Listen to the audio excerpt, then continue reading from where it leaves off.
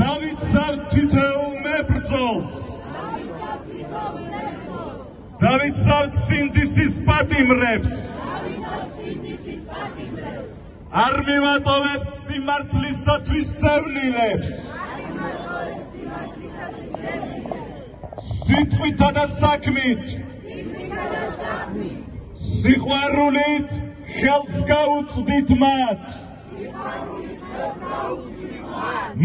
და მათ ოჯახებს, ხარში ამოუდგებით ერთმანეთს, ვიბრძოლებთ ბოლომდე ამ ქვეყნისა და ხალხის თავისუფლებისათვის. და ღმერთი იყოს ჩვენი შემწე ამ დიდ ბრძოლაში. ღმერთი იყოს შემწე ამ დიდ ბრძოლაში.